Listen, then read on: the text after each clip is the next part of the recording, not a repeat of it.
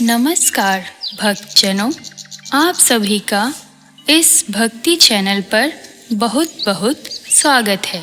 कथा प्रारंभ करने से पूर्व आप सभी से निवेदन है कि आप इस भक्ति भरे चैनल को सब्सक्राइब करें तथा बेल आइकन को अवश्य प्रेस करें। आज हम बुधवार की व्रत कथा का श्रवण करेंगे। बुधवार व्रत की विधि कुछ इस प्रकार है।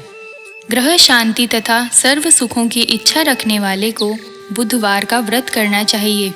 इस व्रत में दिन रात में एक ही बार भोजन करना चाहिए। इस व्रत के समय हरी वस्तुओं का उपयोग श्रेष्ठ है। व्रत के अंत में शंकर जी की पूजा धूप बेलपत्र आदि से करनी चाहिए। साथ ही बुधवार की कथा सुनकर आरती के बाद प्रसाद लेकर जाना चाहिए। बीच में ही उठकर नहीं जाना चाहिए। बुधवार व्रत की कथा इस प्रकार है। एक समय एक व्यक्ति अपनी पत्नी को विदा करवाने के लिए अपने ससुराल गया। वहां पर कुछ दिन रहने के पश्चात सास ससुर से विदा करने के लिए कहा, किंतु सबने कहा कि आज बुधवार का दिन है, आज के दिन गमन नहीं करते। वह व्यक्ति किसी प्रकार से न माना और हठ कर्मी करके बुधवार के दिन ही अपनी पत्नी को विदा कराकर अपने नगर को चल पड़ा। राह में उसकी पत्नी को प्यास लगी तो उसने अपने पति से कहा कि मुझे बहुत जोर से प्यास लगी है। तब वह लोटा लेकर रथ से उतरकर जल लेने को चला गया। जैसे ही वह व्यक्ति पानी लेकर अपनी पत्नी के निकट आया तो वह यह देखकर आश्चर्यचकित रह गया कि अपनी ही जैसी सूरत तथा वैसे ही वेशभूषा में वह व्यक्ति अपनी पत्नी के पास रथ में बैठा हुआ है। उसने क्रोध में भरकर कहा कि तू कौन है जो मेरी पत्नी के निकट बैठा हुआ है?